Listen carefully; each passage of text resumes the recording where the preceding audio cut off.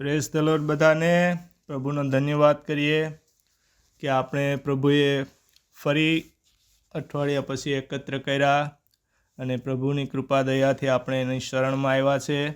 તો પ્રભુનો આપણે ધન્યવાદ કરીએ. આપણે કોઈ પણ સિચ્યુએશનમાં હોય, કોઈ પણ પરિસ્થિતિમાં હોય, કોઈ પ્રોબ્લેમ તકલીફની અંદરમાં હોય, પણ પ્રભુનો આપણે હર હાલમાં ધન્યવાદ કરતો રહેવાનો.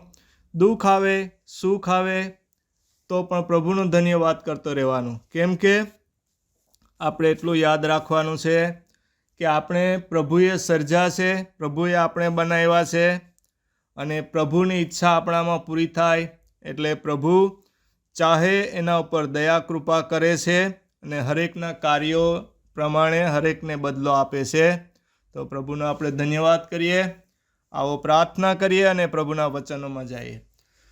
Hallelujah, hallelujah. ધન્યવાદ પિતા પરમેશ્વર, સૃષ્ટિકર્તા ઈશ્વર, હું તમારો ધન્યવાદ કરું છું પિતા પરમેશ્વર.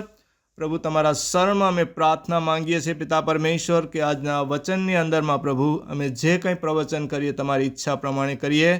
તો પ્રભુ મારા મન અને હૃદયનો કબજો તમે લેજો અને તમારા શબ્દો છે મારા મુખની અંદરમાં મૂકો, જેથી પ્રભુ અમે આ શબ્દો દ્વારા પ્રવચન કરી શકીએ અને સૌ સાંભળે અને સાંભળનારનું અને કહેનારનું બધાનું પિતા હિત થાય પિતા પરમેશ્વર. પ્રાર્થના યેશુના નામથી માંગીએ છીએ. આમેન. હાલેલુયા. આમેન. હાલેલુયા. આજે આપણે જોઈ રહ્યા છીએ કે દુનિયાની અંદરમાં કેવી કેવી તકલીફો છે. આજે દુનિયાની અંદરમાં લડાઈ એટલે યુદ્ધ ચાલી રહ્યા છે. તો એના માટે આજે દેશો છે, જોઈએ તો ઇઝરાયલ ઉપર ઈરાન, બીજા દેશો છે કે અમેરિકા પણ છે એની સાથે ઇઝરાયલમાં. તો આ ઘણા દેશો આજે લડાઈ કરી રહ્યા છે, યુદ્ધ કરી રહ્યા છે. શા માટે? એકબીજા પ્રત્યે નફરત છે, પ્રોબ્લેમ છે કંઈક ને કંઈક. પણ આજે આ લોકો જે લડાઈઓ કરે છે, આ હથિયાર જે છે વાપરવામાં આવ્યા છે, તો આ હથિયાર બહુ ઘાતક હથિયાર છે. માણસોનો નાશ કરે છે, વસ્તુનો નાશ કરે છે. આજે કેટલાય લોકો આ યુદ્ધની અંદરમાં મરે છે, કેટલાયના ઘર-બાર, પ્રોપર્ટી, તકલીફો આવે છે, બધું તૂટે છે, ભાંગે છે. તો આજે દુનિયાની અંદરમાં આપણે શારીરિક વસ્તુઓ જોઈએ છીએ, તો પ્રભુ હરેક જુએ છે અને હરેકના જે કાર્યોનો બદલો આપે છે. તો આપણે પ્રભુએ પસંદ કર્યા છે પ્રભુના લોકને, તો પ્રભુએ એના લોકોને પણ એક હથિયાર આપેલા છે કે આપણા જે પ્રભુની અંદરમાં લોક છે, જેના જીવનની અંદરમાં તકલીફો આવે છે, મુસીબતો આવે છે, દુઃખ દર્દો આવે છે, તો એની અંદરમાંથી કઈ રીતે એનો સામનો કરવો, પ્રોબ્લેમોનો, તકલીફોનો. તો એના માટે આ પ્રભુએ આપણને એના લોકને પણ એક હથિયાર આપ્યા છે. આ હથિયાર દ્વારા આપણે એનો સામનો કરવાનો છે અને આ હથિયાર પ્રભુના લોકને પ્રભુએ પિતાએ આપ્યા છે. આ હથિયારો કોઈ દુનિયાના જે પરમાણુ હથિયાર છે, નાશ કરે છે, ઘાતક લાવે છે, ડિસ્ટ્રોય કરે છે, આ બોમ્બ બ્લાસ્ટ જેવા હથિયારો છે, એવા હથિયારો આપણને આપ્યા નથી. પણ પરમેશ્વરે એના સંતાનોને એવા હથિયાર આપ્યા છે કે ખુદનું રક્ષણ કરી શકે આ હથિયાર દ્વારા અને પોતાના ફેમિલીનું પણ રક્ષણ કરી શકે અને બીજા લોકને આજુબાજુમાં પણ બચાવી શકે એવા હથિયાર આપ્યા છે. તો આ હથિયારને આત્મિક હથિયાર કહેવામાં આવે કે જે પ્રભુના હથિયાર છે. તો આજે આપણે એના વિશે જોઈશું.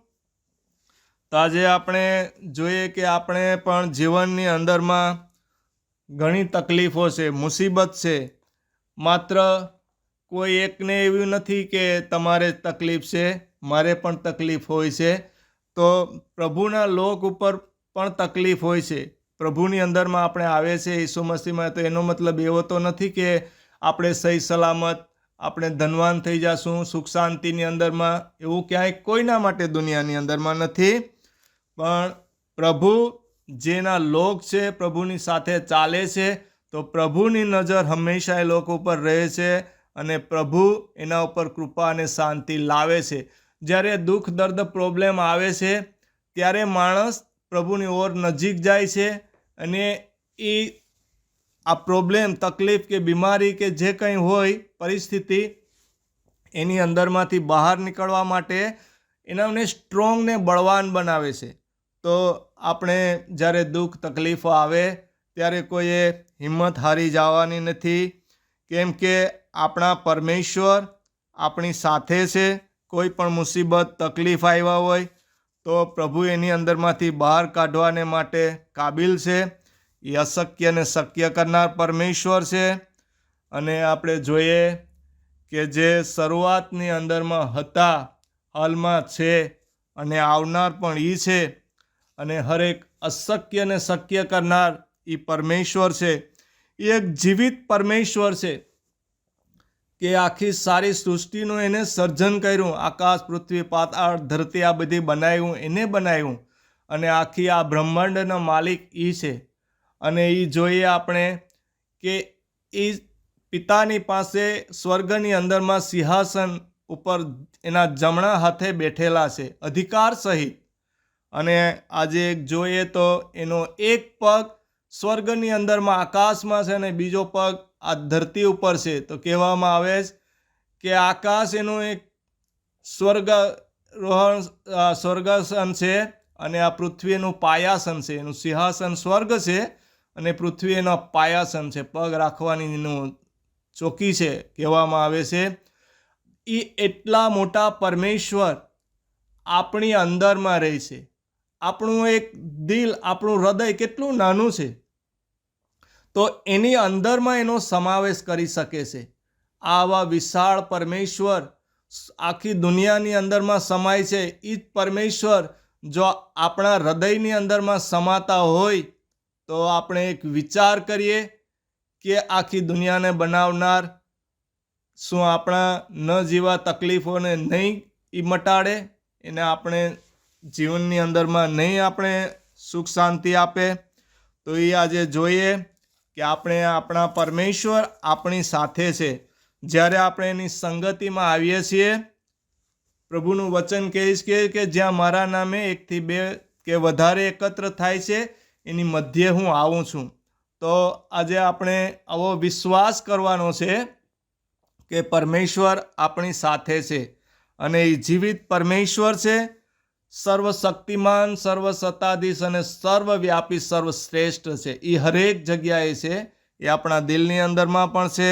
જ્યારે આપણે એના વચનનો પ્રચાર કરી રહ્યા છે, શુભ સંદેશ એના નામનો, ત્યારે એ આપણો શુભ સંદેશ આપણે સાંભળે છે, આપણે બોલવાની શક્તિ આપે છે અને સમજવાની. તો પ્રભુ હરેકના મનને, હૃદયને ખોલે કે જે આ શુભ સંદેશ છે એ હરેકના જીવનની અંદરમાં કાર્ય કરી શકે.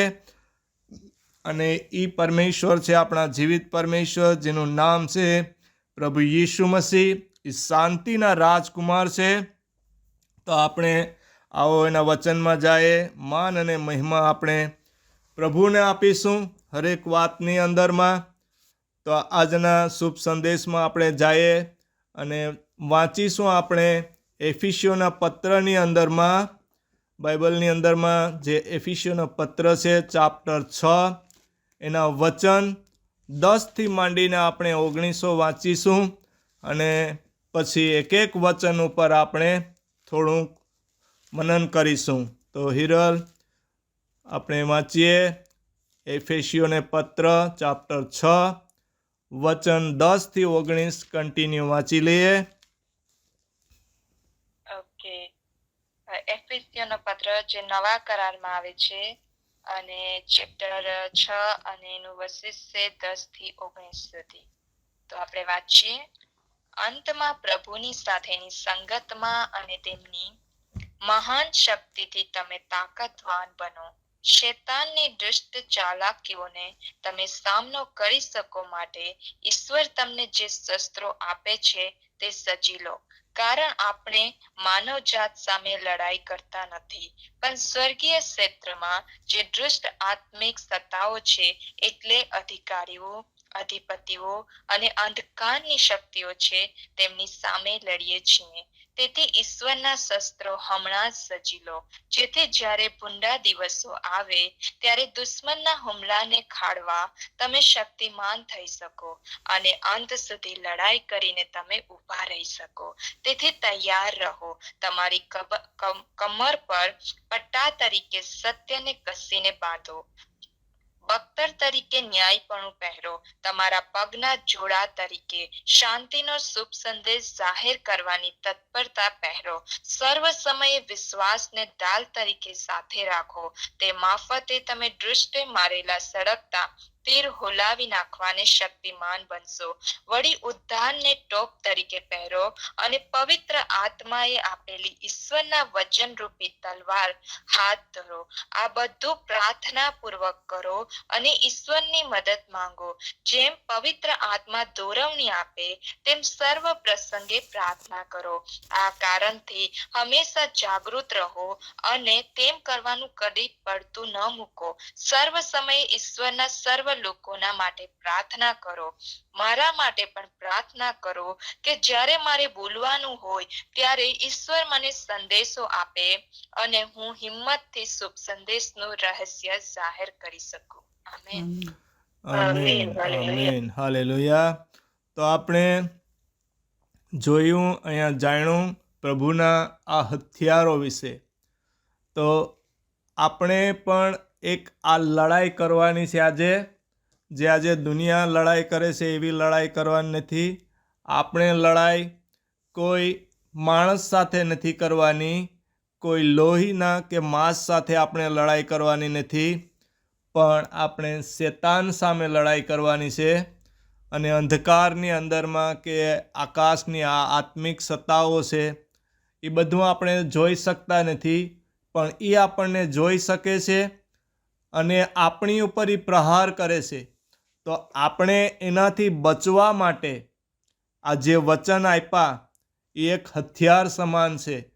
તો આ એવા હથિયાર છે કે જે અંધકારની શક્તિઓ છે કે શેતાનની જે શક્તિઓ છે એનાથી આપણે બચવા, એનો અટાક કરવા, એને સામનો કરવા આપણે એક કાબિલ અને તાકાતવાર બની શકશું.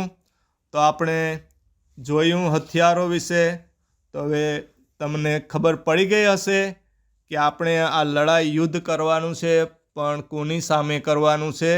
તો વચન દ્વારા આપણે આગળ જઈશું. તો એક એક વચનની અંદરમાં થોડું થોડું મનન કરશું ટાઈમ જોતા. તો આપણે એક પહેલું વચન વાંચીએ અને ફરી હું વાંચું છું અહીંથી અને એનું આપણે મનન કરીશું કે અંતમાં પ્રભુની સાથેની સંગતમાં અને તેમની મહાન શક્તિથી તમે તાકાતવાન બનો.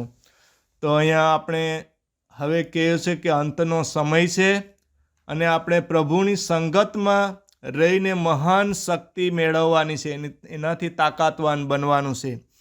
તો આપણે જોઈએ કે આપણે મહાન શક્તિ કોણ આપી શકે, ક્યાંથી આપણે મહાન મોટી શક્તિ મળે, ક્યાંથી આપણે એ તાકાત મળે. તો એના માટે કરીને પ્રભુ ઈસુ મસીહે ખુદને બલિદાન કરી દીધા હતા આ તાકાત મેળવવા માટે. પ્રભુ ઈસુ મસીહ જેમ એક પવિત્ર હતા, એક ન્યાયી હતા અને એક પ્રેમી પરમેશ્વર હતા, આ બધું મેળવવા માટે એને એનું બલિદાન કરવું પડ્યું હતું. તો આપણે એની પાસેથી શક્તિ મળે અને એ મહાન શક્તિ એ દર્શાવે કે એ મરણની અંદરમાંથી ત્રીજા દિવસે સજીવન થયા હતા.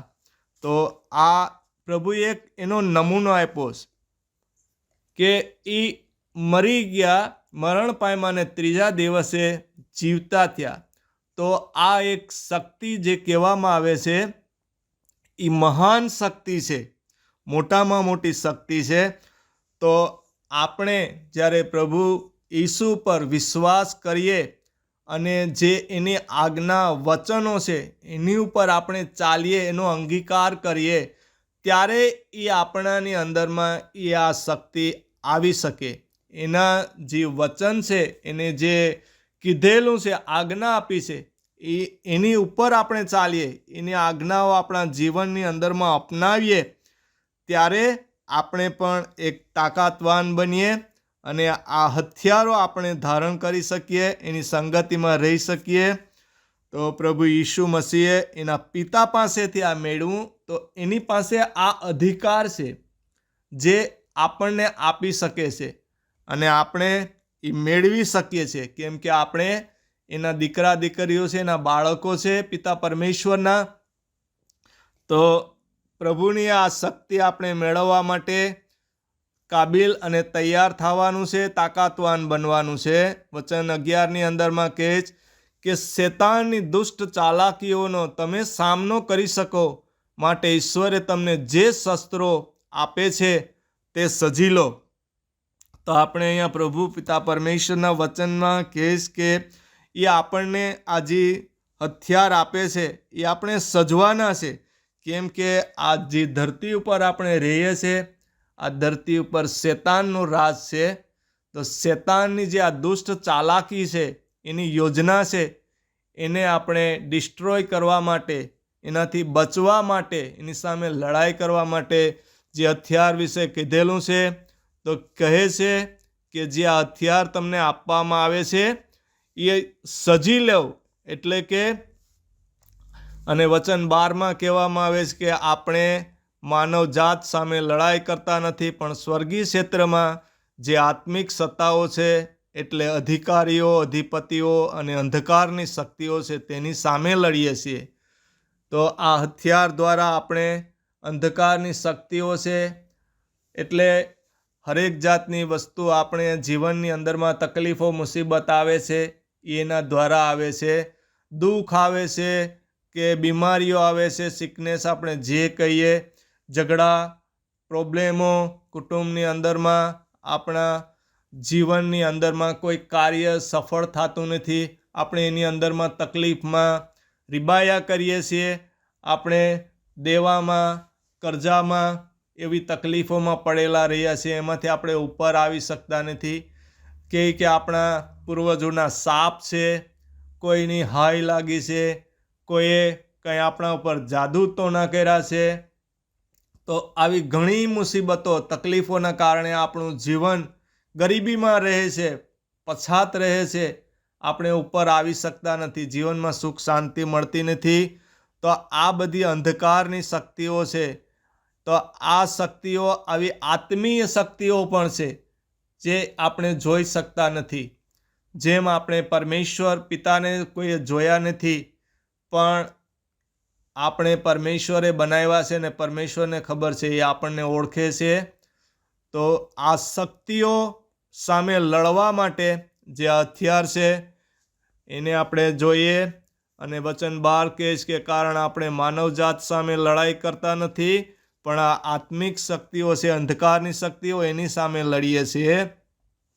તો આપણે કોઈ મનુષ્ય સાથે કોઈ વેરભાવ કરવાનો નથી. ચાહે તો આપણો દુશ્મન કેમ ન હોય, આપણે ભલે એને આપણે પરેશાન કર્યું હોય, પણ પ્રભુનું વચન કહે છે આપણને કે દુશ્મન પ્રત્યે પ્રેમ કરો. તો આપણે દુશ્મનને પ્રેમ કરવાનો છે, જે આપણે શાપ આપે એના માટે આપણે પ્રાર્થના કરવાની છે. તો આપણે પ્રભુની આજ્ઞાઓ પ્રમાણે ચાલવાનું છે. તો આ જે આત્મિક હથિયારો છે એ આપણાની અંદરમાં ગ્રહણ કરવાને માટે આપણે એક શરીરની અંદરમાં આપણામાં જગ્યા બનાવી શકશું. વચનમાં આગળ જઈએ, આપણે જોઈએ છે કે તેથી ઈશ્વરના શસ્ત્રો હમણાં જ સજી લો, જ્યારે ભૂંડા દિવસો આવે ત્યારે દુશ્મનના હુમલાને ખાળવાને શક્તિમાન થઈ શકો અને અંત સુધી લડાઈ કરીને ઊભા રહી શકો. તો જ્યારે પ્રભુના ઈચ્છા પ્રમાણે, પ્રભુની જે આજ્ઞા પ્રમાણે ચાલીશું, ત્યારે કહે છે કે આવા ભૂંડા દિવસો આવશે, ખરાબ દિવસો આવશે, અને જ્યારે આપણે તકલીફમાં, મુસીબતમાં હોઈશું, એટલે કહે છે કે અહીંયા દુશ્મનના હુમલાને ખાળવા માટે આપણે શક્તિવાન થવાનું છે. કેમ કે કહે છે કે એ એવી શક્તિ આપણને આપે કે દુશ્મને આપણે સળગતા તીર માર્યા હોય તો એ તીર આપણી ઉપર આવે એટલે કે આપણે જે જોઈ ગયા કે જે આ તકલીફો મુસીબતો આવે છે એ આપણે દેખાતી નથી, પણ જ્યારે આ હથિયાર આપણામાં હશે ધારણ કરેલા તો એ શક્તિ આપણે ટચ નહીં કરી શકે. કેમ કે પ્રભુ પિતા પરમેશ્વરનું વચન છે. એના વચન કહે છે કે આકાશ ને પૃથ્વી ચાલ્યા જશે પણ મારું વચન નહીં જાય. તો એને જે આ વચન આપણે આપ્યું છે કે તમે એના હુમલાને ખાળવા માટે, કેમ કે એની શક્તિને બરબાદ કરવા માટે, એને ડિસ્ટ્રોય કરવા માટે આપણે શક્તિમાન બનવાનું છે. એટલે જે આ હથિયાર આપે છે એ સજવાનું કહે છે. અને વચનમાં અહીંયા આપણે 14માં જોઈએ કે તેથી તૈયાર રહો, તમારી કમર પર પટ્ટા તરીકે સત્યને કસીને બાંધો, બખ્તર તરીકે ન્યાયપણું પહેરો. તો પહેલું જ હથિયાર છે એ હથિયાર છે સત્ય. તો સત્ય આપણને એક કમર પટ્ટા તરીકે બાંધવાનું છે. જેમ આપણે કમર બંધ હોય અને આપણે કમર ઉપર આપણો જોઈએ કે આખા શરીરનો આધાર એની ઉપર હોય, અને જ્યારે તમારા કમરની દુખાવો કે કંઈક હોય, પ્રોબ્લેમ, તકલીફ થઈ હોય તો આપણે ઊભા રહી શકતા નથી, આપણે પડી જઈએ છીએ. પણ જ્યારે આ એક આત્મિક હથિયાર આપણા શરીરની અંદરમાં હશે તો એને આપણે એક દર્શાવવામાં આવ્યું છે કે કમરને આપણે જેમ પટ્ટો પહેરીએ એ તરીકે આપણે બાંધવાનું છે, જેથી કરીને આપણને આ દુશ્મનના હથિયારને ખાળવા માટે આપણે શક્તિમાન બની શકીએ. અને પ્રભુની આ જે યોજના છે, પ્રભુએ આપણને જે શક્તિ આપી છે એ આપણે ગ્રહણ કરી શકીએ. અને કહે છે કે ન્યાયને બખ્તર તરીકે પહેરવાનું છે. તો પિતા પરમેશ્વર જેમ આપણા ન્યાયી છે, પવિત્ર છે, એમ આપણે પણ ન્યાયીને પવિત્ર બનવાનું છે કે જેથી કરીને આ જે ભૂંડા દિવસો આવે એની અંદરમાં આપણે શક્તિમાન બની શકીએ. તો આપણે જોઈએ તો કહેવામાં આવે કે જે ભૂંડા દિવસો તો હાલમાં ચાલી રહ્યા છે, અંતના દિવસો તો ચાલી રહ્યા છે. આપણે કહીએ ને કે આપણે પૂર આવે એની પહેલાં આપણે પાળ બાંધવી જોઈએ. તો જે આવા દિવસો આવે એની પહેલાં આપણે આ હથિયાર ધારણ કરવા પડે. કેમ કે દુશ્મનની યોજના આ બધી જે બનાવેલી છે એના આપણે એ કાર્યને આપણે સ્ટોપ કરવા માટે આપણે સક્ષમ ને કાબિલ બની શકીએ. આજે આપણે દાખલો લઈએ. હું તમને એક દાખલો આપું છું કે આપણે આ દર શનિવારે આપણે સભાની અંદરમાં એકઠા થઈએ છીએ. તો આપણને સર્વેને ખબર હોતી નથી કે આજે આપણા માટે શું કયું વચન આપવાનું છે, કયું અમારા માટે આજે શુભ સંદેશની અંદરમાં અમારા ઉપર મેસેજ આવવાનો છે કે કોને શું તકલીફ છે, કોના માટે. તો આજે મારે જે વચન આપવાનું હોય તો મારે પણ પ્રભુને શરણની અંદરમાં પ્રાર્થના કરવી પડે કે પ્રભુ આજે તમે મને વિચાર આપો કે આ બાઇબલની અંદરમાંથી ક્યું મારે વચન આપવું. પ્રાર્થના કરવી પડે અને પ્રભુ વિચાર આપે કે આજે આ વિષય ઉપર, આ સબ્જેક્ટ ઉપર પ્રાર્થના કરવાની છે. તો મને ખબર હોતી નથી કે કોણ કઈ તકલીફમાં, કોને શું છે પ્રોબ્લેમ. બધાને પ્રોબ્લેમ જીવનની અંદરમાં હોય છે, પણ પ્રભુની કોઈ એવી ઈચ્છા હોય કે પ્રભુ આપણને વિચાર આપે કે આપણે એ વિષય ઉપર પ્રવચન કરીએ કે જેથી કોઈ આ સાંભળે અને વિશ્વાસ કરે. આપણે કીધું શરૂઆતની અંદરમાં કે જ્યારે આપણે પ્રભુનું વચન સાંભળીએ ત્યારે આપણે કહીએ કે હાલેલુયા, કે આમીન. જ્યારે એ આપણે ગ્રહણ કરીએ આપણા જીવનની અંદરમાં આ વચન જ્યારે સાંભળીએ તો આપણે એક લેવાનું હોય મનની અંદરમાં કે આ મારા પ્રત્યે છે, મારામાં આ તકલીફ છે, મને આ પ્રોબ્લેમ છે. તો પ્રભુ હું તમારા વચનને ગ્રહણ કરું છું. આ તે હથિયાર મને આજે આપવામાં આવે છે, હું હથિયાર પહેરું છું. તો કહેવાનું થાય કે ભાઈ સત્યને કમર તરીકે બાંધો. એની મતલબ કે આપણે આપણા મુખથી સત્ય બોલવાનું. આપણે જો સત્ય બોલતા નથી અને જૂઠ બોલીએ છીએ તો આપણે એનું વચન છે આપણે ગ્રહણ કરતા નથી, પ્રભુના આજ્ઞાનું પાલન કરતા નથી. તો આપણે એક ન્યાય તરીકે એકબીજાનો કોઈનો આપણે કંઈ વાત આપણે ન્યાય કરવાનો કોઈ અધિકાર નથી, આપણે ન્યાયી જજ નથી, પણ આપણે એક ન્યાયી બનવાનું છે કે આપણા ઉપર કોઈ જૂઠા આરોપ કે કોઈનો આપણે કંઈ ખરાબ કરીએ જેથી કરીને આપણી ઉપર આરોપ આક્ષેપ મૂકવામાં આવે અને આપણે તકલીફમાં આવીએ. તો આપણે આ પ્રભુના વચનો છે જે એને એક બખ્તર સમાન કે લડાઈની અંદરમાં જે સૈનિક બખ્તર પહેરેલું હોય તો એની ઉપર જે હથિયારનો કોઈ સામનો કરતા હોય એની ઉપર હથિયારનો કોઈ ઘા કરે, કોઈ તલવાર ભાલો, તો એને જો બખ્તર પહેરેલું તો ન લાગે એને. તો આપણે પણ જો આ પ્રભુનું વચન હોય કે ભાઈ આ મારા માટે આ વચન આપેલું છે, તો આપણે એને પહેરેલું હોય, સત્યને આપણે કમર ઉપર બાંધેલી હોય ને આપણું ન્યાય પણ બખ્તર તરીકે પહેરેલું હોય, તો આ દુશ્મને મારેલા હથિયાર આપણી ઉપર હાવી નહીં થાય. પ્રભુનો આપણે ધન્યવાદ કરીશું અને વચનમાં જઈશું આગળ. 15મું, અને તમારા પગના જોડા તરીકે શાંતિનો શુભ સંદેશ જાહેર કરવાની તત્પરતા પહેરો.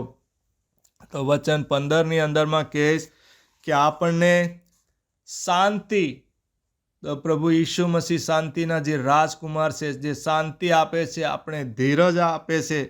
તો આપણા જીવનની અંદરમાં જ્યારે કંઈક આવે તકલીફ પ્રોબ્લેમ, ત્યારે પ્રભુને આપણે પ્રાર્થના કરવાની અને આપણે શાંતિ અને ધીરજ રાખવાની છે. તો પ્રભુનું આ વચન કહે છે કે તમારે એક જોડા તરીકે, બૂટ તરીકે પહેરીએ. આપણે જ્યારે બહાર જઈએ તો આપણે રક્ષણ માટે જેમ બૂટ પહેરીએ, તો આપણે એ પ્રમાણે આપણા જીવનની અંદરમાં થોડીક શાંતિ પણ હોવી જોઈએ કે ભાઈ તકલીફ આવી તો કેમ તકલીફ આવી, શા માટે આવી, પ્રભુને દોષ દેવા માંડીએ આપણે. પ્રભુ, હું તમારી પ્રાર્થના કરું છું, તમારી સંગતિમાં રહું છું, તમારા વચનો સાંભળું છું, બાઇબલ વાંચું છું, પ્રાર્થના કરું છું, પણ એ દુઃખ આવશે તો આ પ્રભુ એના હથિયારો આપેલા છે, એના દ્વારા પણ એ દુઃખને દૂર કરશે. થોડી જ ઘણી કસોટી પણ થશે, પણ પ્રભુ કાયમને માટે આપણે એ દુઃખ દર્દ પ્રોબ્લેમની અંદરમાં નહીં રાખી મૂકે. આજે જોઈએ તો ગરીબ હોય કે પૈસાદાર હોય કે ગમે વસ્તુ એવો હોય, એના જીવનમાં પણ તકલીફો તો આવે જ છે. એટલે એવું નથી કે આપણે પ્રભુ ઈસુની સાથે છે તો તકલીફો નહીં આવે. તો જ્યારે કંઈ પણ તકલીફ આવે, પ્રોબ્લેમ આવે, તો શાંતિ અને ધીરજ થોડીક રાખવાની છે આપણને. પ્રભુને આપણે ધન્યવાદ કરવાનો છે હર વાતની અંદરમાં. અને વચન 16 કહે છે કે સર્વે સમયે વિશ્વાસને ઢાલ તરીકે સાથે રાખો, તે મારફતે દુષ્ટે મારેલા સળગતા તીર હોલવી નાખવાને શક્તિમાન બનશો. તો આજે આ પ્રભુ ઈસુ મસીહની અંદરમાં આપણે જોઈએ, બાઇબલની અંદરમાં વધારેમાં વધારે આપણે જોઈએ તો એક વિશ્વાસ એ મેઇન વસ્તુ છે. વિશ્વાસ પ્રભુના વચનની અંદરમાં કરવાનો છે કે વિશ્વાસ એક આપણા જીવનને બદલી શકે છે. વિશ્વાસ દ્વારા આપણે આગળ વધી શકીએ છીએ. તો પ્રભુએ આજે વચન આપણે આપ્યું છે કે તમારે આ વિશ્વાસને ઢાલ તરીકે સાથે રાખવાનું છે. તો આપણે એક જોઈ ગયા કે બખ્તરને જેમ પહેર્યું હોય સૈનિકે, અને એની પાસે એક ઢાલ પણ હોય, જે તલવારબાજી કરતા હોય કે ભાલા સામે લડતા હોય, તો એ ઢાલ હોય એના દ્વારા એ પોતાને પ્રોટેક્ટ કરતા હોય. જે સામનો અટાક થતો હોય એનાથી પ્રોટેક્શન મળતું હોય. તો આ વિશ્વાસ જ્યારે રાખીશું તો એક એ ઢાલની સમાન આપણને રક્ષણ આપશે, આપણે પ્રોટેક્શન આપશે.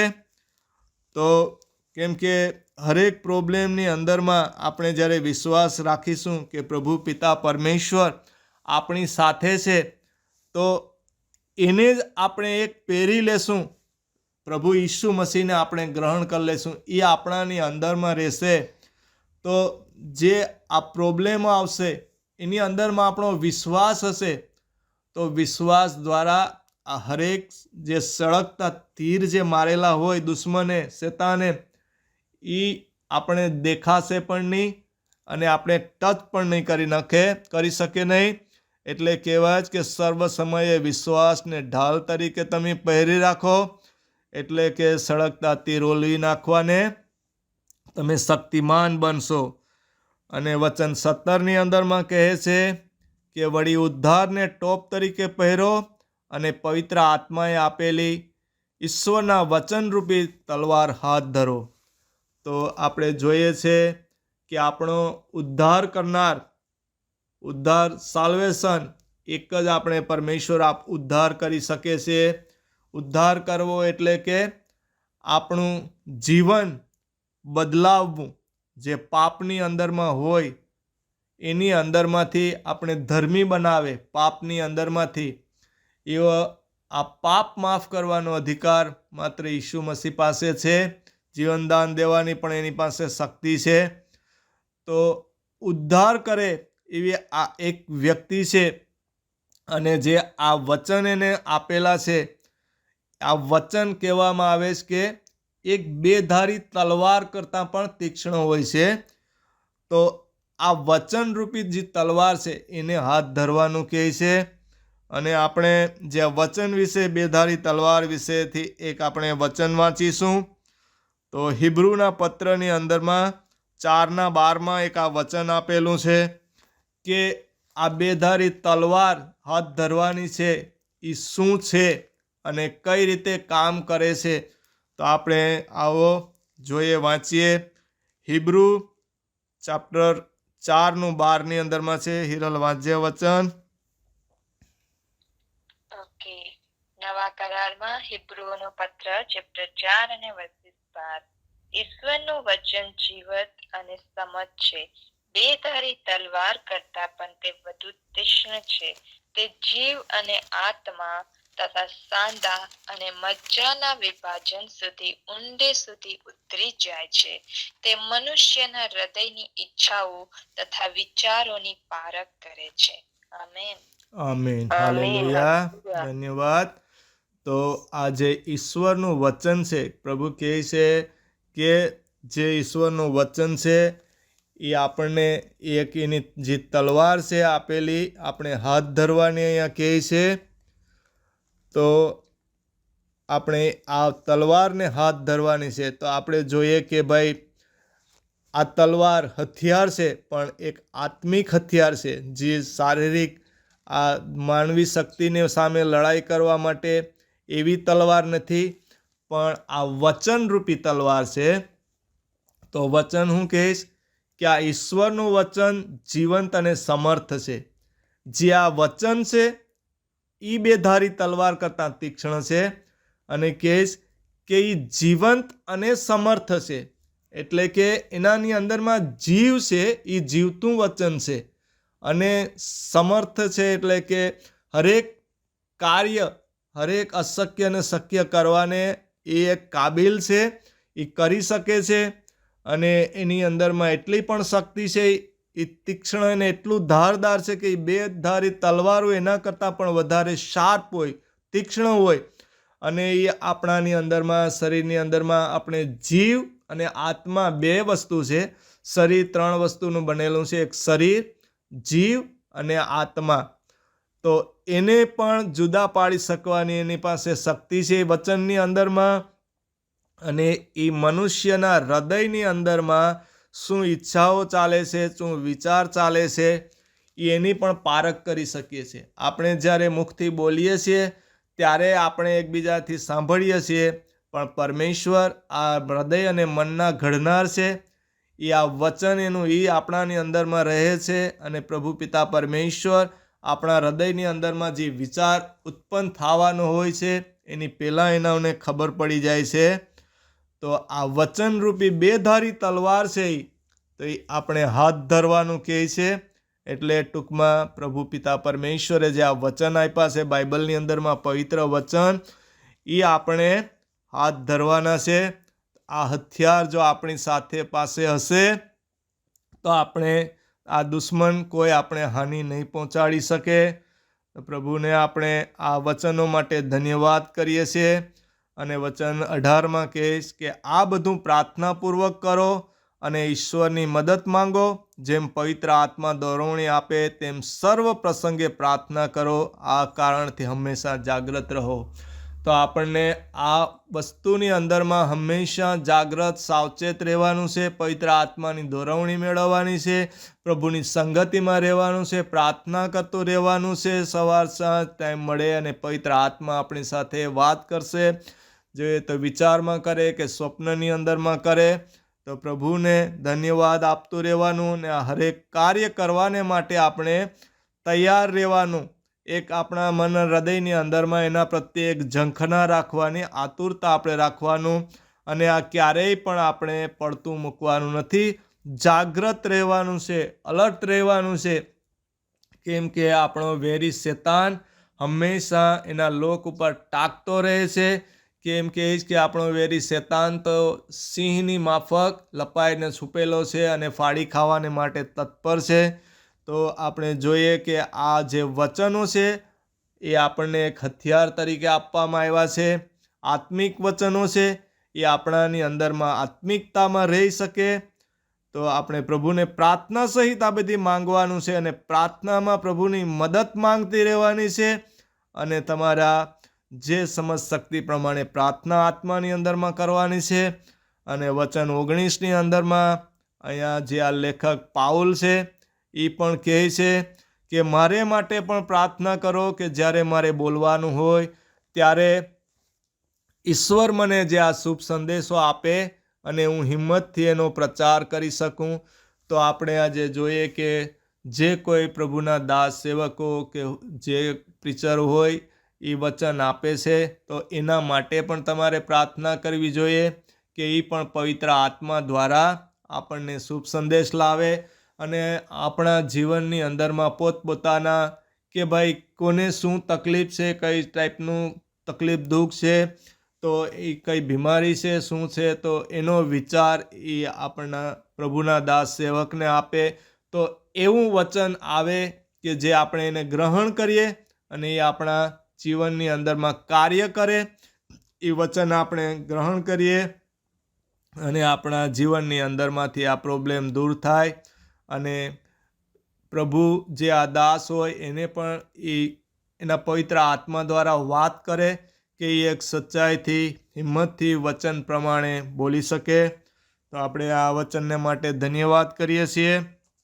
અને હું એક ટેસ્ટ મને આપવા ચાહું છું કે મારે પણ લાસ્ટ ટાઈમ હમણાં આ ગયા મંગળવારના કે 23 તારીખના એક જીપીનું અપોઇન્ટમેન્ટ હતું. તો આખા બોડીના એની અંદરમાં રિપોર્ટ એ લોકો આપે, આપણું બ્લડ ટેસ્ટ કરે. પહેલાં અગાઉથી કરેલું હોય 2 મહિના પહેલાં. પછી એના આપણા શરીરની અંદરમાં શું તકલીફ છે તો એનો રિપોર્ટ આવે. તો જે રિપોર્ટની અંદરમાં વસ્તુ હતી જાણે કે આપણો બ્લડ ટેસ્ટની અંદરમાં હોય શરીરની અંદરમાં કેટલી શુગર છે, કોલેસ્ટ્રોલ છે, પછી લીવર છે, કિડની છે, પછી બીજા બધા પ્રોબ્લેમો હોય બ્લડની અંદરમાં, બધી આ તત્વો આવતા હોય એના વિશે. તો એક આ રિપોર્ટની અંદરમાં બધું જ એમ કે નોર્મલ આવ્યું મને. અને ગયા વર્ષના રિપોર્ટની અંદરમાં જે હતું એ શુગરનો પ્રોબ્લેમ એક હતો વધારે, તો એનાથી પણ 1% ઓછો આવ્યો. તો હું પ્રભુનો ધન્યવાદ કરું છું કે પ્રભુએ કૃપા કરી મારા ઉપર. અને વજન પણ પહેલાં થોડોક વધારે હતો, તો આજે એ વજન પણ જે જરૂરી હતો એટલો જ થઈ ગયો, ઓછો થઈ ગયો, જે વજન કરતાં 5 કિલો. તો બધું પરફેક્ટ આવ્યું છે. તો પ્રભુનો ધન્યવાદ કરું છું. પ્રભુ ઈસુ મસીહનો માન મહિમા પ્રભુને આપું છું. હું પ્રભુનો ધન્યવાદ કરું છું આજના શુભ સંદેશ માટે કે પ્રભુએ આ જે કાર્ય કરવા માટે મને પસંદ કર્યો છે. તો પ્રભુની કૃપા છે. તો પ્રભુ આપ સર્વે પણ ઉપર પણ કૃપા કરો.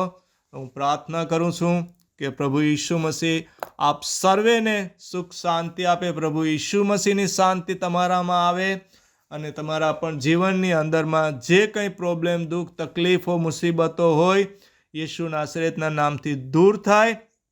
પ્રભુ તમને એના પવિત્ર બ્લડની અંદરમાં કવર કરે બધાને, અને પ્રભુના આ જે આત્મિક વચનો છે એના ઉપર મનન કરી, વિશ્વાસ કરીને ગ્રહણ કરો, તો પ્રભુ તમને જરૂર કૃપા આપશે. હું પ્રભુનો ધન્યવાદ કરું છું. અહીંયા પ્રભુનું વચન પૂરું કરું છું. માન મહિમા પ્રભુને આપું છું. આમીન. હાલેલુયા.